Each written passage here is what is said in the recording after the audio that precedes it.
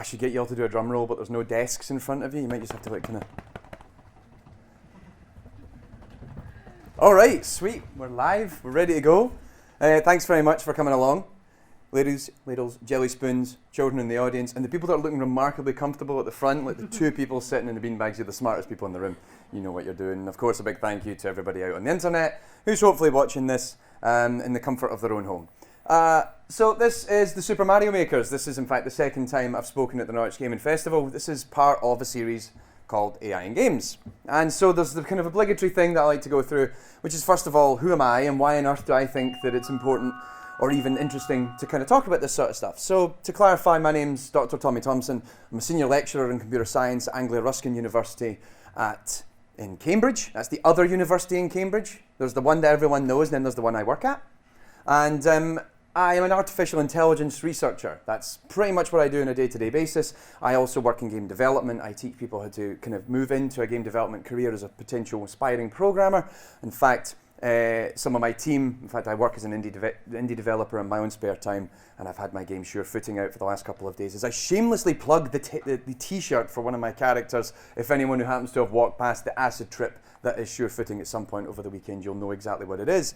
And so I started off this series called AI in Games about a year or so ago. It's a YouTube series, but it's also me coming out and doing talks.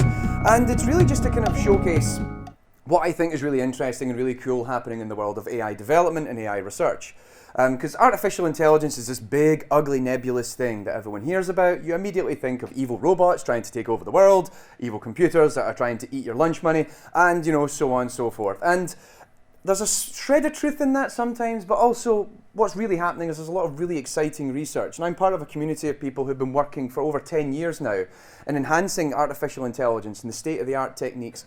And we do it through games, because games are this wonderful platform through which to actually develop intelligent processes. And it's something that we as humans often take for granted. Now, I will warn you that as kind of part and parcel of these, there's a lot of academic babble. I'm coming from the academic world. We talk in very highfalutin terminology, and some of it is impenetrable even to me, and I've been in this industry for a little while now. But what I like to do is, pretty much the whole point of this process is I distill it down into something that everybody can understand, and you can hopefully see what the cool things are behind all. So, I've already kind of spoiled it in the title that we're here to talk about Super Mario Brothers. Super Mario as a series is something that is very near and dear to my heart. In fact, pretty much my entire sort of general interest in video games, my love for video games, stems from first actually going round to a friend's house and playing the original Super Mario Brothers on the NES, because my parents wouldn't buy me one.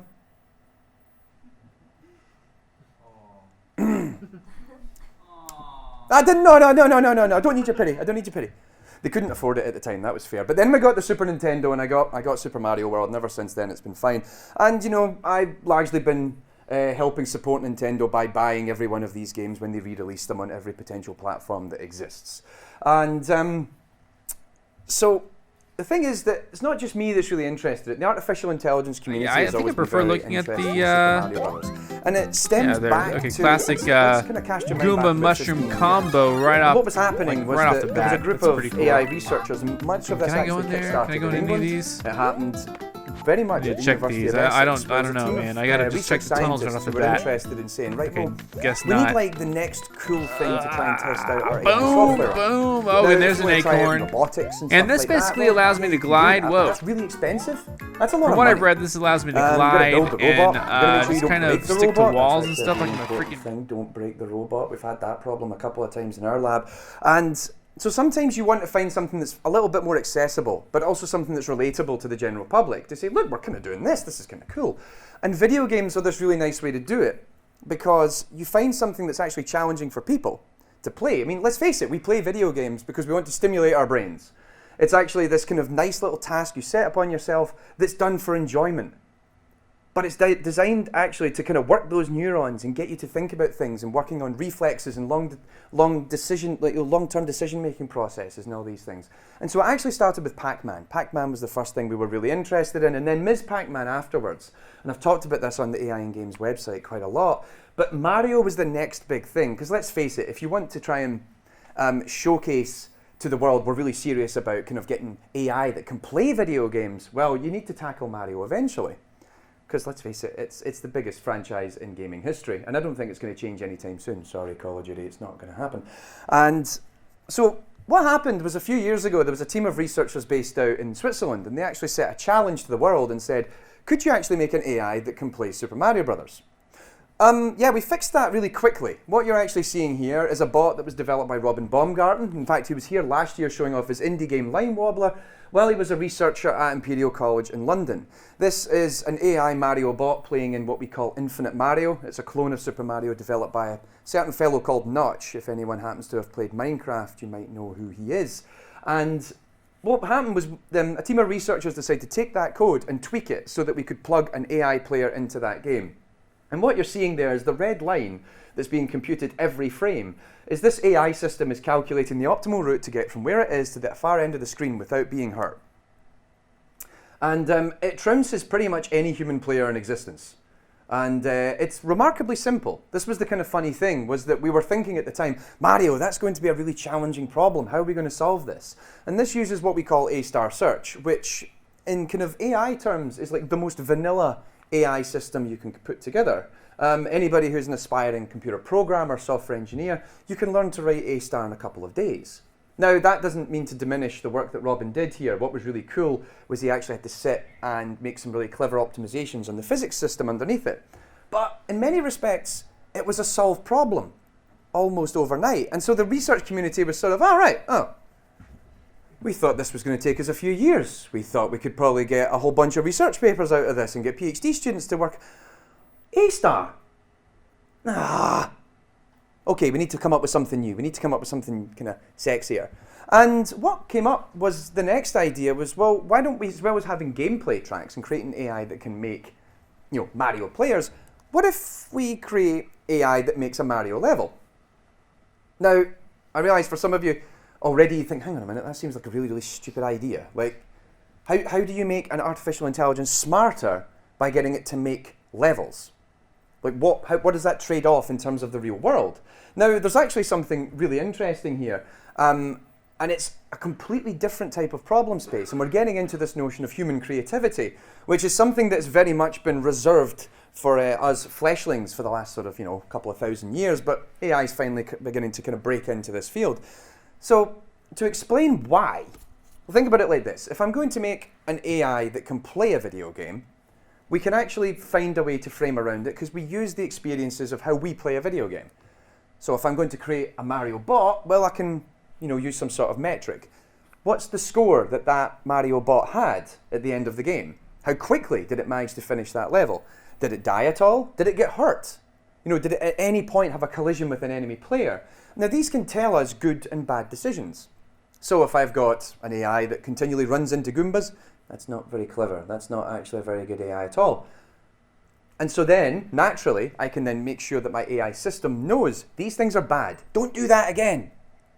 But what about, you managed to get all the way to the end of the screen and didn't hurt it. You didn't get hurt, you did it really quickly. That's good. Do more of this. Do more of this. And we can find ways in the AI code to say to it, more of that. Keep doing that. None of this, all of that. A little bit of this, absolutely zero of that, and just keep going.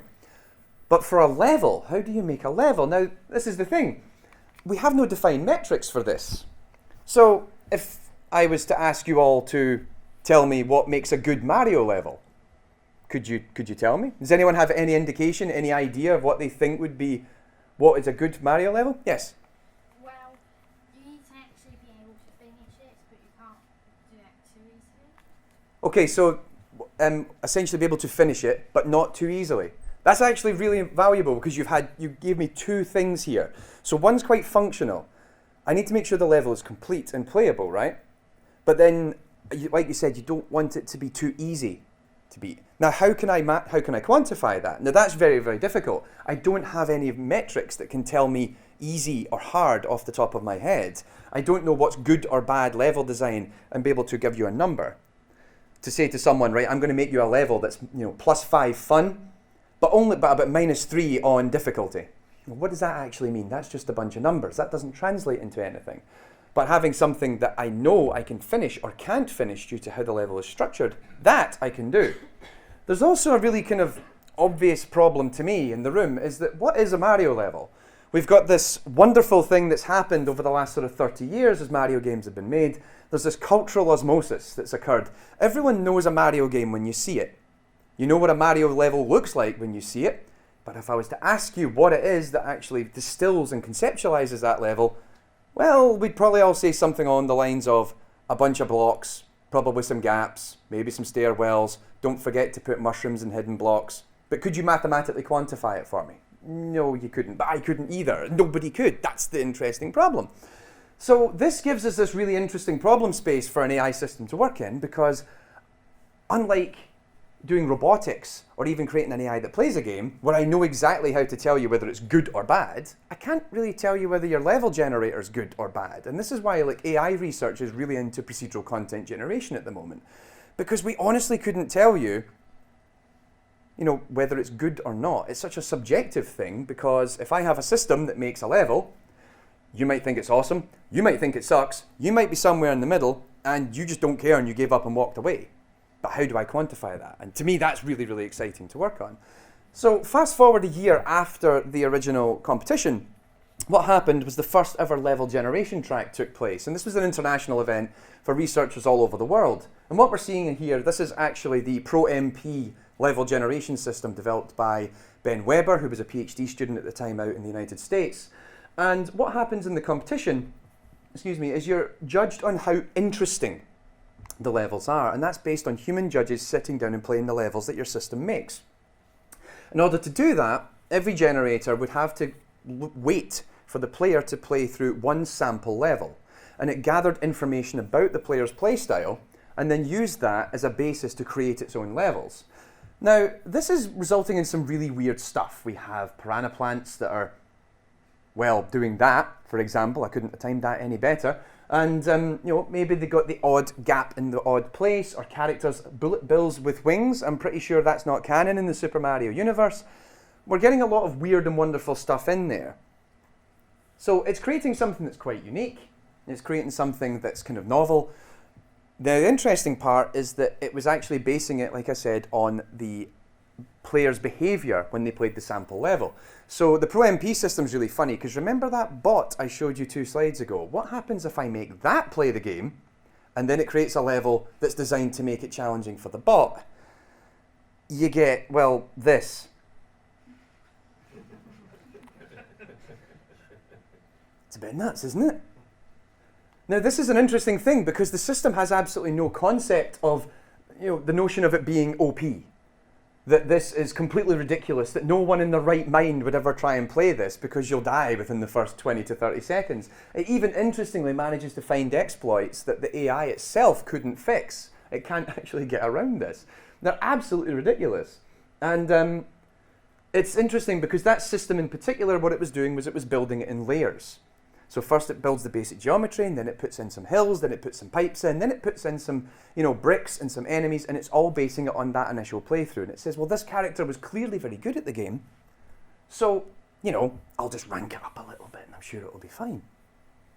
But yeah, weird and wonderful stuff that's happened. That essentially we figured out the functional aspect. Coming back to what I was saying earlier, we figured out, and this is a good example of it, a Mario level, it needs a bit of geometry. It needs some pipes. It probably needs some gaps. We need some bricks, probably some Goombas. Don't forget a couple of Koopa Troopas, mushrooms, because that's a core component. And of course, it needs to have a goal, thus ensuring that we can actually complete it. And there are ways in which you can calculate from this whether or not you can actually beat that level in terms of whether it's structurally sound. Can you actually reach the end goal? Sure, maybe not in terms of whether the enemies are surpassable, but in terms of whether that geometry is actually, is possible to navigate it. So this was back in 2009, 2010. And since then, the research community has just continued to work on this idea of, we've figured out the basic functional components of it, but can't we try and sort of reverse engineer the Mario method? Can't we actually create levels by looking at the original Mario games? And I've done research on this myself to see if we can distill mathematically, coming back to that point of we can't express it, what is a Mario level actually all about? So this here looks a little bit nuts, I'll admit. This is actually some research that was taking place out in Sweden at the University of Malmo. This was Steve Dalskog, who's a lecturer in computer science out there and currently studying his PhD in this area.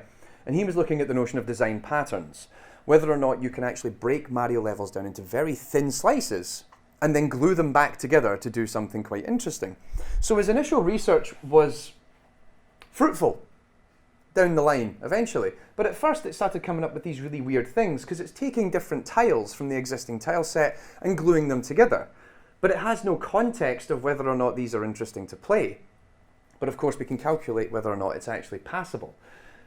Now, subsequently Steve's actually continued to mature this work, and you can see this is actually some of the levels that it now creates, where what it does is he feeds it information about the original levels that it was looking at. So this is it looking at World 1, in fact specifically Level 1, World 1 from Super Mario Brothers, and saying, okay, this is your corpus, this is your sort of body of knowledge that tells you everything about how Super Mario levels are built. Now what can you make with it? And over time you can see that it's gradually got better. It's creating something that looks a lot more Mario-esque, if you will. You might actually think that that's more representative of something you would actually play. It doesn't look as crazy or as bonkers as the stuff we saw like kind of 2 videos ago. And so this was largely by doing it by hand. He sat there and studied these. I mean, let's face it, he gets to play a lot of Mario as part of his job, which, you know, in the grand scheme of things isn't actually that bad. But sometimes we want to just take the human element out of it entirely. So this was some work that Adam Somerville, who's a PhD student out in the United States at Santa Cruz in California, that he was looking at this system where it's actually an AI algorithm has been fed this knowledge itself. It actually processes it itself and it tries to figure out from that, okay, what's my Mario level? What can I actually use? Now, the actual algorithm it's using here is an MCMCTS, a Markov chain-driven Monte Carlo tree search solver. I'll be here until Norwich Game Festival 2017 trying to explain to you what that actually does. But the key thing is that it's trying to figure out some context behind this. That the levels it's building, the stairs it's creating, that when it glues bits together, they actually make sense in the wider scheme. Now, sometimes it doesn't always match up. You can see sometimes that the odd tile is perhaps there's a bit of space underneath that Bullet Bill's cannon, for example. But even over here where we've got the Goombas and then these kind of extra bricks, there's something's beginning to make sense here. It's beginning to have some context to it. Now, I'd say the most exciting thing that's came out in recent years is developed by a fellow called Matthew Guzdial, who's based at the Georgia Institute of Technology, which is in Georgia in the United States. This is actually a level generator, which if I was to boil it down to its purest of essences, it watches YouTube and then makes levels by watching YouTube. And even making people like me completely obsolete, because now it's just going to sit and watch the internet and figure out the rest of it for itself. So what this does is it actually doesn't really understand the game that it's looking at. What it does is it actually is looking at what we call long plays. Anyone heard of long plays? It's a series of YouTube videos where someone tries to play an entirety of a game from start to finish. And so what Matt does is that he passes it into this, this model, this AI system, and he takes every frame of the video, strips it down, looks at all the individual sprites, and passes it into this AI model. And what the model does is it actually begins to establish relationships with how these tiles are actually grouped together, but also how those tiles are grouped together over time. And then what it does is it goes, okay, so now that you understand how all these things make sense and how these tiles all work on this time step and then this time step, go make me something that's kind of reflective of what you just watched. It's the equivalent of sitting down, and I used to do this myself. It's kind of funny now because I kind of think about it. When I was a kid, I used to draw Super Mario maps on big pieces of paper. And what I used to do was I used to just sit and play the game, and then I'd go home and then I'd just be like sketching out what I thought was a cool looking Mario level. And it's sort of the same equivalent. Having a child sit and watch something on television and then go, okay, cool, do you want to draw what you just saw on TV? Yeah, sure, I'll figure that out. Now, the interesting thing is that the system doesn't really know what's happening. It doesn't understand yet, really, the kind of physics behind the game's movement and how all these things then tie together. But as you can see here, it's actually making levels that look like they make an awful lot of sense. There's that one rogue block over there. But this is actually, it looks remarkably like a Mario level, and it just did it by watching YouTube. So we've got to this sort of point that we figured out the absolute basics of how to structure all this stuff, but we still haven't quite figured out the Mario method and been able to say, right, well, can we actually make something that's definitely a representation of a particular Mario game? Now, I've even done some research in this area where we figured out that while Mario levels and how they're built, Mario levels in terms of the challenges that they have also change depending on which game you play. There's also actually repeated design patterns that exist depending on which game you're playing. And in fact, Nintendo are notorious for putting hidden tutorials throughout the game, and nobody ever notices this. It's sort of hidden in there to make sure you always feel smart, whether this is your first Mario game or your 10th. Now, we were all feeling quite good about ourselves. Let's just pat ourselves in the back. Yes, look, artificial intelligence, we're doing good work here. Yes, ivory tower, cha-cha-cha. And then, well, along came Super Mario Maker. So, can I have a show of hands? Who's played Super Mario Maker in this room? Cool. You're already my favourite friends, every one of you. If you're not familiar with it, Mario Maker was a piece of software that Nintendo released just last year. And to kind of boil it down to its purest of essences, it's a Mario level editor. So you get to sit down on the Wii U, and as you can see here, this is actually the trailer for Mario Maker when it came out, in that you can sit using the Wii U's gamepad and you can begin to draw out and place objects from the Mario world into the game, and you can begin to essentially make whatever it is you want. And of course it celebrates that you do that fact. Now, the thing that was really weird and kind of really exciting, I loved this idea straight away. I was like, oh my god, I'm going to spend so many hours playing this. I'm going to make so many Mario levels that I want. But what I was really excited about is, what do people, when you give these tools to the general public, what kind of levels do people make? And this is really interesting given everything that I was just talking about in terms of how the AI systems have been building Mario levels, because so much of what those systems are doing is because it's a researcher's telling it these are the important things to pay attention to.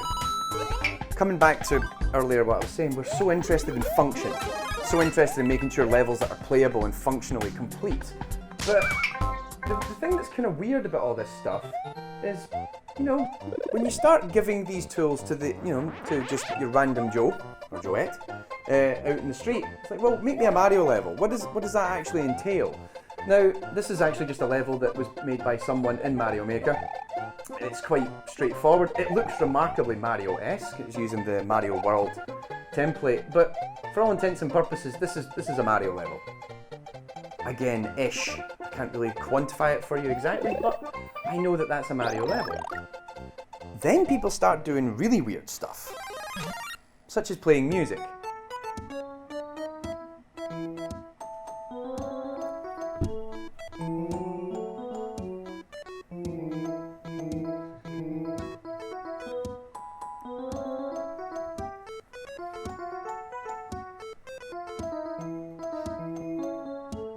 Now, if you look at that, that's actually the placement of very specific game objects that would typically use in Super Mario, but placed in such an order that it allows it to play a tune.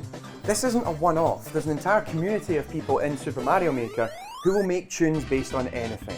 Name your favourite video game franchise, someone has probably made a level that plays a theme song or tune from that franchise in here. That was originally Bob-omb Battlefield from Super Mario 64, but you see stuff like Super Mario, Donkey Kong, Mega Man, Metroid, The Legend of Zelda, Final Fantasy, Pokemon. People create all these different... I've even heard movie theme songs. I'm pretty sure I heard Highway to the Danger Zone at one point, going around looking on this.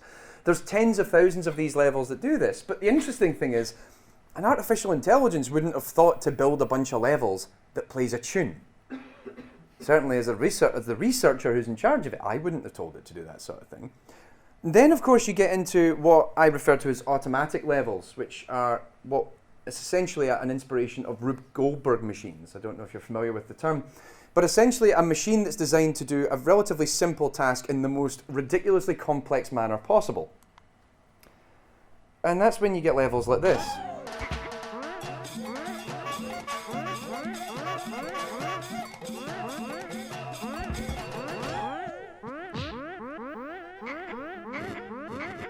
Now, the key conceit behind this is that the player is not allowed to touch the pad. In fact, in the instructions, usually when you start this level, it says don't touch the controller, because this entire thing is a fully deterministic system.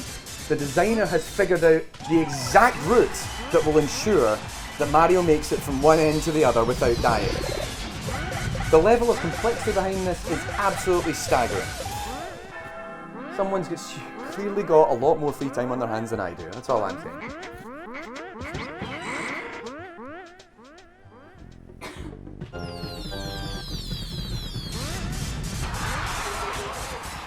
Oh yeah, this has still got like another 30 seconds at least.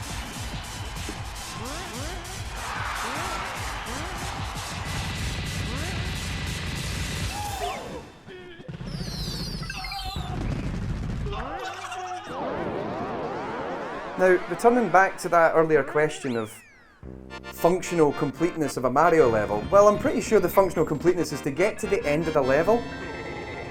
All I need to do is ensure that Mario can get from wherever he starts to the flagpole, or the drawbridge in this case.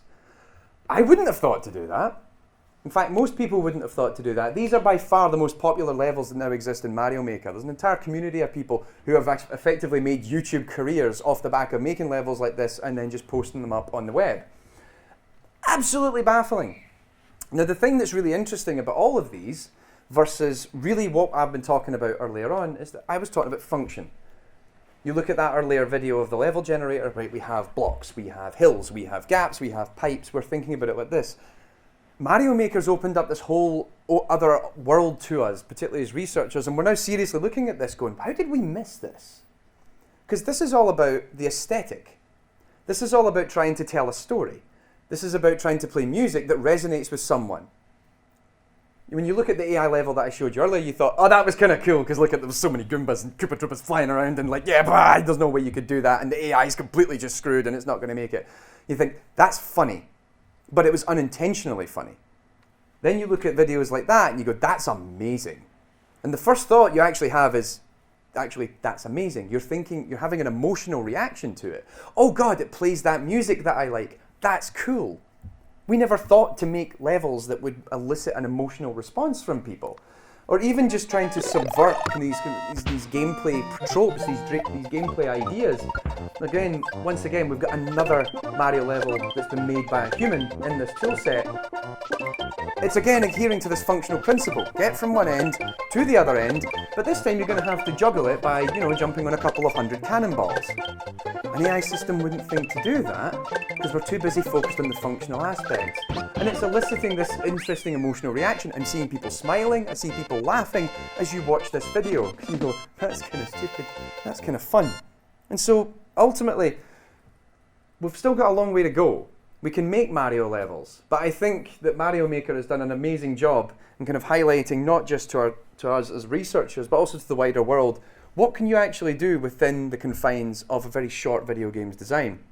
And what can you do, really, in just trying to get one fat Italian plumber from the far left of the screen to the far right of the screen? And that's about it, really. But yeah, thanks very much for listening. I'm always happy to field questions on the topic. I have actually done quite a few things on Mario before. We have them up on AIandGames.com and up on YouTube. If you'd like to know more, particularly about the AI research that I was talking about earlier, jump on the website and we've got a couple of videos on there that you can check out, and I hope you find it interesting. And yeah, thanks very much for listening. Thank you.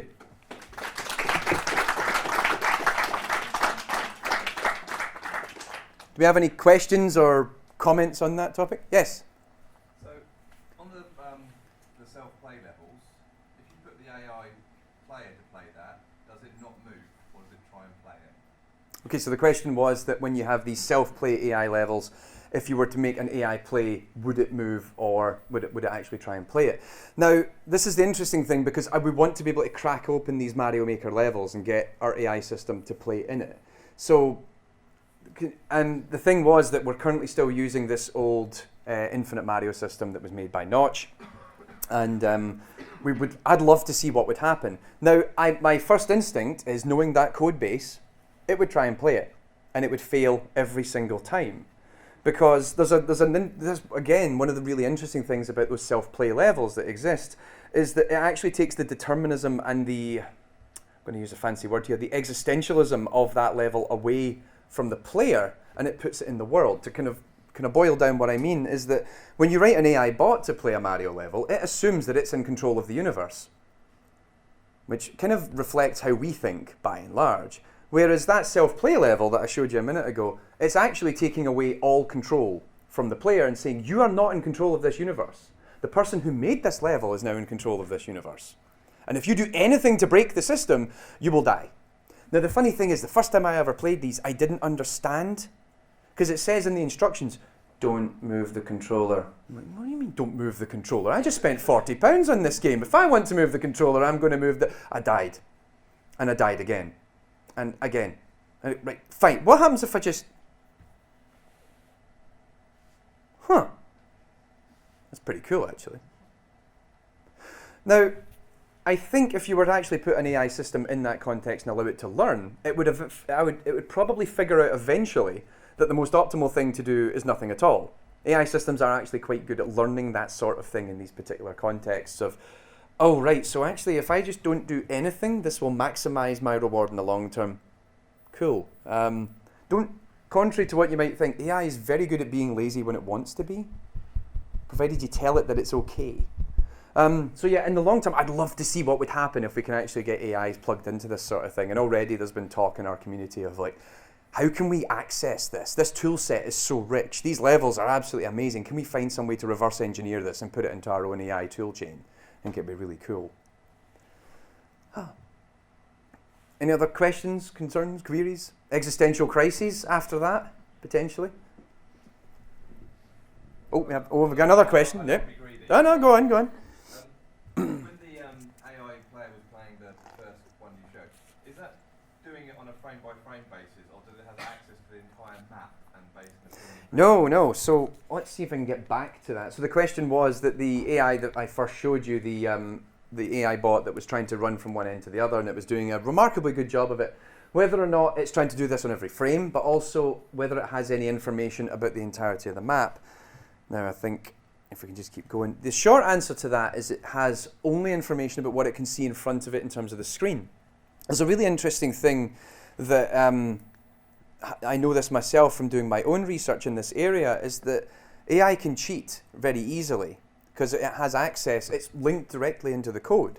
So one of the things we could do quite naturally in this context is say, well, how about I just let it see the entire world? And then it can just compute for itself the optimal path and it's done. Well, that's kind of cheating, I think. Let's see. So there we go. What's actually happening is every frame, it can only see what's happening right there. And it actually breaks this down into a sort of grid, if you will. It's sort of this cause and effect model that it has. So if I jump, I know that in the next frame of the game, I'm going to be here. I'm going to be in a certain XY position in the world, and I know what's going to be around me. Now, we can quickly build from that what we call a forward model, which is, right, so I know that if I keep up with this particular jump arc, in 3 frames from now, this is going to hurt me, because maybe there's a Goomba in the way, or there's a bullet bill, and it's going to hit it. So instead, this AI system will look at everything that's immediately in front of it. It's cheating again there. See that? Shouldn't be able to do that, but it did. What it does is it quickly looks at every possible combination of effects it can do within a very short distance in front of it and goes, right, well, which one isn't going to kill me? There's also the interesting optimization that it's made is notice how it never goes left. It stops itself periodically by slowing down, but it doesn't really bother and realize, oh, actually the more optimal route to take is to run backwards and then come back around.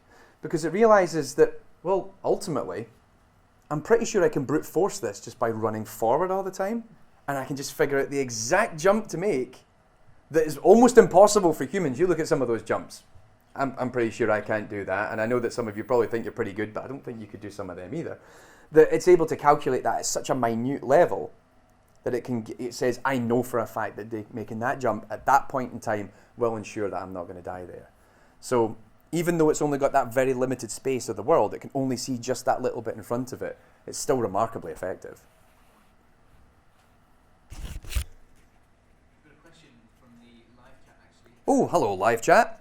Hey Jones asks, where do you see AI in games in 3 years? That's a big one.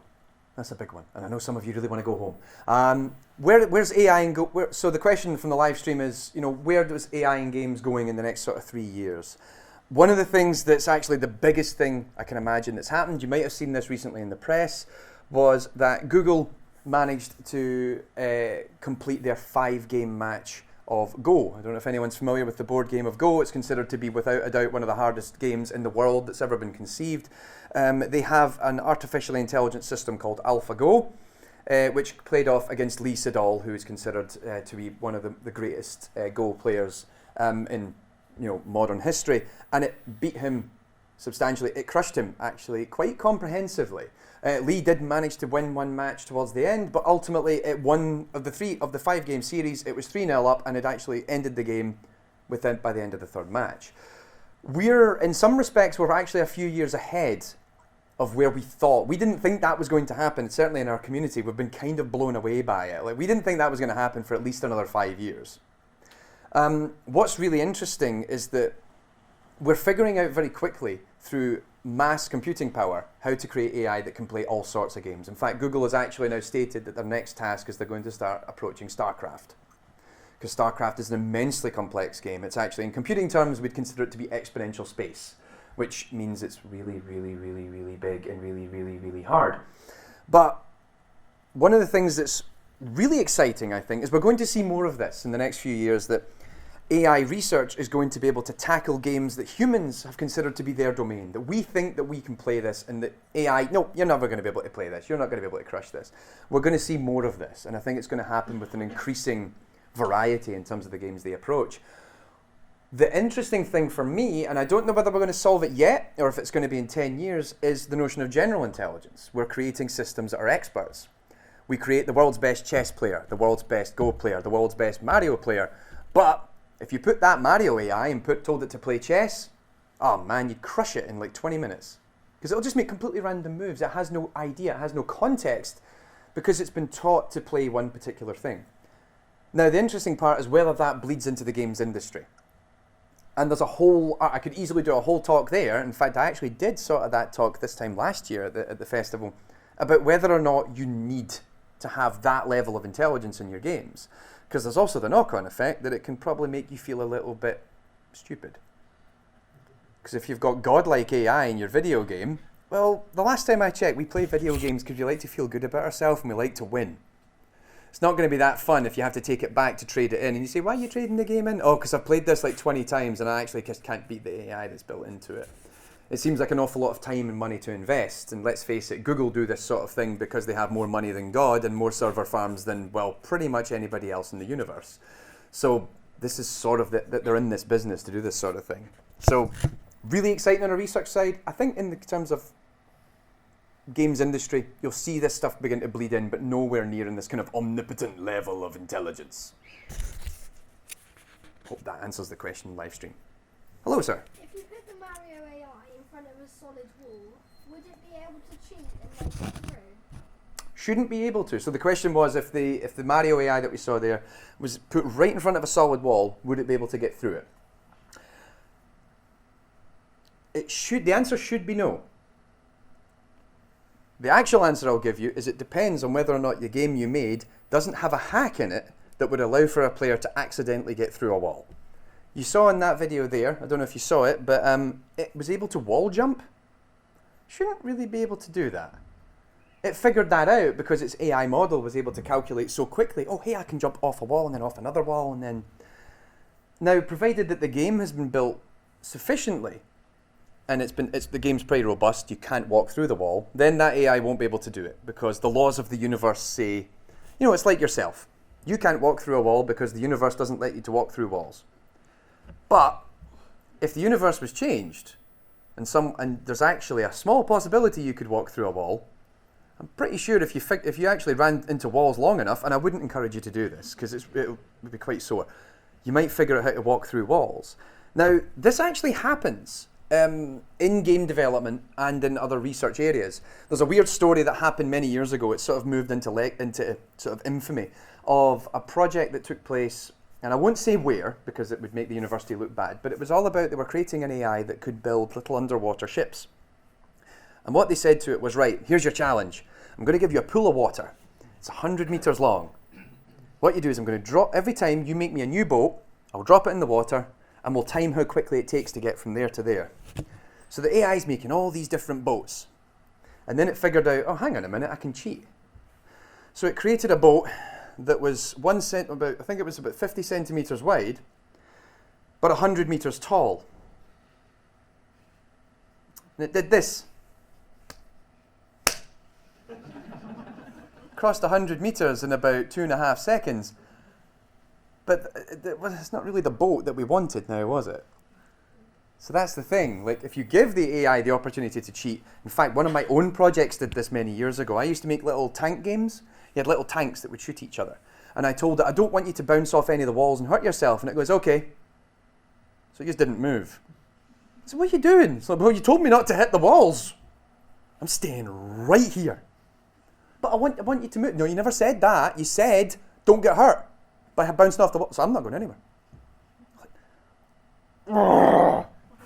It's like dealing with a petulant child.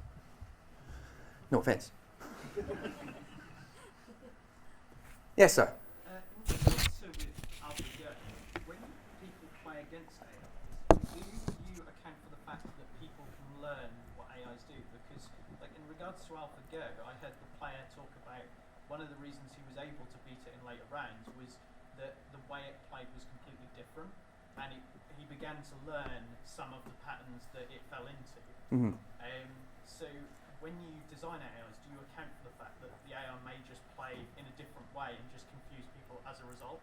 Yeah, so to kind of summarise that question was that if you're building an AI that can play a game, do you take account for how that behaviour is going to change over time? Because people can actually watch it and learn a little bit about how it behaves. Now, the interesting counterpoint to AlphaGo and Lee Sedol was that AlphaGo had played more games in its existence than Lee Sedol had ever had before it actually played him. Now, bear in mind, Lee Sedol had been a Go champion for over 20 years. AlphaGo is less than 6 months old. This thing has been sitting on a server farm in the middle of one of Google's warehouses, and it's played more games of Go than any other human in the universe. And it also played pretty much it actually had learned a little bit from what he had done.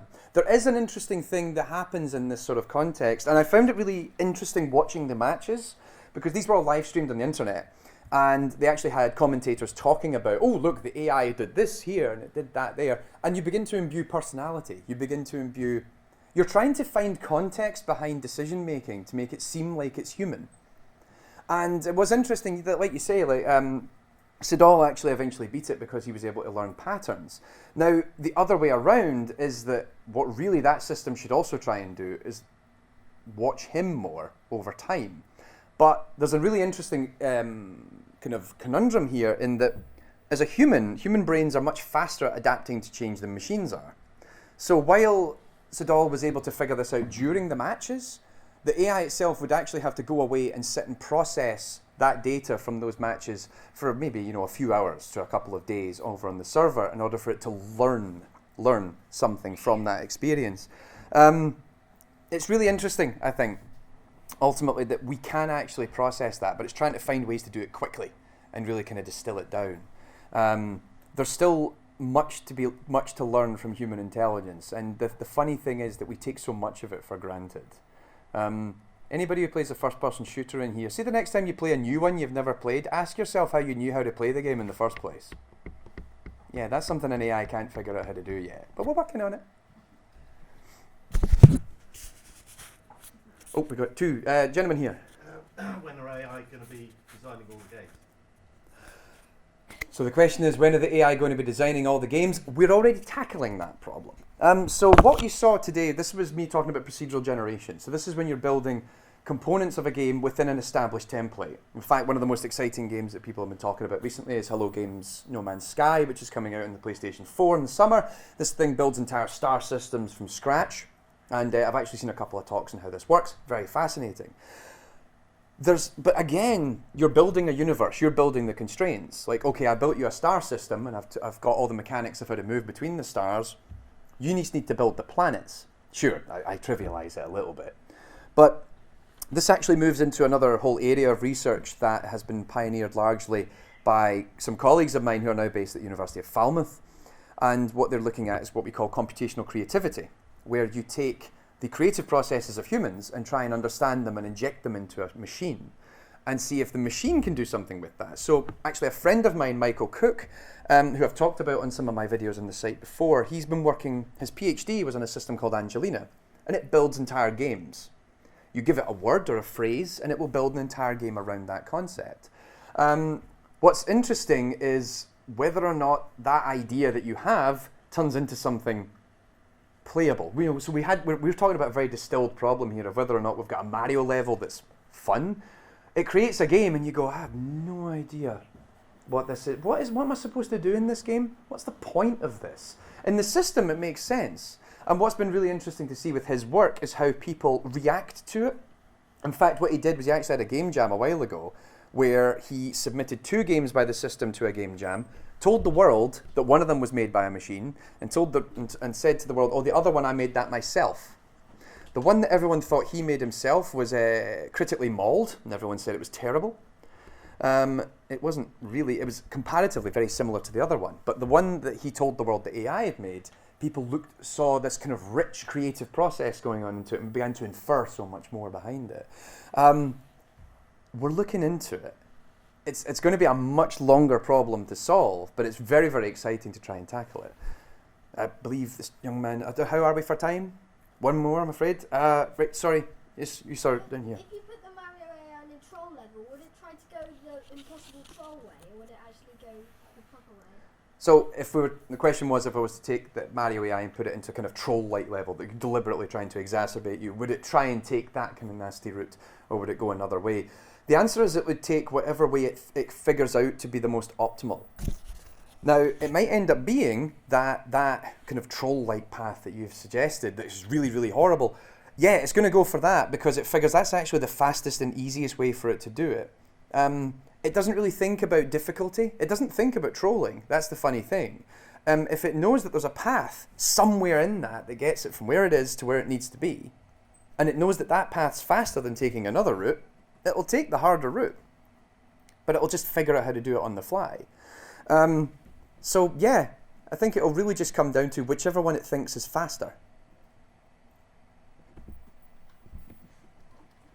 You can't troll an AI, I don't think. Well, you probably can. There's a whole talk on that itself. Maybe we'll do that next year. Oh, right, okay, well, I think we've got time for at least one more question. I've just been told. Yes, in here.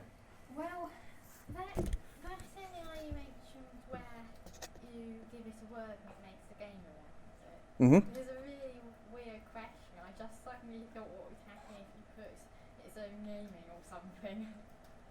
So, yeah, coming back to what I was just talking about a minute ago, the question was related to the idea of having a game that's been built around a word. And then what happens if you gave it its own name? And what would infer from that?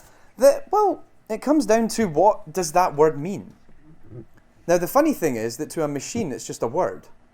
And we can maybe understand that it has some relationship to something else. If I give you the word fruit and banana, it goes, okay, right, well, banana's a type of fruit because we tell it that there's a relationship that exists.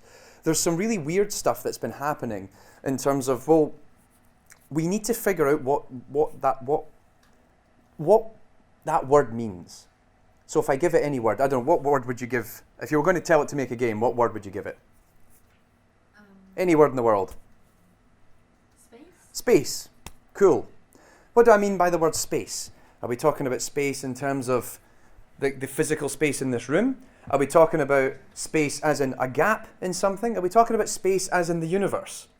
Now, it doesn't know that. We have to give it some context.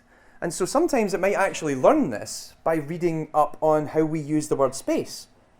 This is actually based on some real work that's happened. That one of the funniest things you could do is, well, maybe we'll just go and read the internet. How do people use the word space in the internet? Now, space is kind of a safe word, I think. We're able to use space quite safely. There's some words, if you were to go on the internet and look them up, can cause some real problems. And there's a real... Imagine that you're now dealing with the problem that you have an AI system that's learning its understanding of the English language by how people abuse the English language. And there's no greater place in the world to abuse the English language than the internet. And there's actually something to do when you go home. You know, who's heard of the term Google milking? Anyone heard of this? No? All right, okay. Go home, open up Google, and then start typing in a phrase and just don't finish it. Such as, why do cats? And see what Google suggests as the autocorrect. Google itself is actually basing that upon how people use the internet. So it might say, why do cats not like having baths? Why do cats are afraid of dogs? Why do cats, chase mice? Now imagine you have an AI system that reads that output, and from that it learns how the world works. Then you ask it to make a game about dogs, and suddenly it's making a game in which you play as a dog, and you chase cats, and you score by leaving poo everywhere. Why? Because we, the way that we use the internet, have told it that apparently when you type in "why do dogs" into Google, it will say poo everywhere, or chase cats. And it says, oh, that must be what dogs do. Leaves poo everywhere and chases cats. And then it just makes a game about a dog that just runs around and chases cats. I'm going to, of course, refrain, given that there are younger people in the audience, but if there's certain words you can type in, some which are perhaps a little more controversial, involving clergy in particular, that can result in some very controversial elements. And this is actually a bigger problem for us when you said about using a word. What happens if my AI gets in trouble because you gave it a word and it comes up with something naughty? Who's at fault? Am I at fault because I wrote the system? Is the AI at fault because it decided to learn how to use the word? Or are you at fault because you gave me a word that it found to do something naughty with? And these are kind of larger implications in the long term that we actually have to think about. We don't have an answer to it yet, but it's definitely something that keeps us up at night and largely amuses us as well sometimes when you get to share this sort of stuff on the internet. And yes, I believe we're wrapped up for time, I think. Don't forget, of course, that everything, all these talks, everything that's been happening at the NGF has been helping to raise money for Special Effect, which is a charity designed to help people with special needs through the power of video games. If you have a penny or two and are willing to donate something towards that, we'd really appreciate it. Once again, thank you very much for your time and for your attention. And yeah, I hope you all have a very good night. Thank you very much.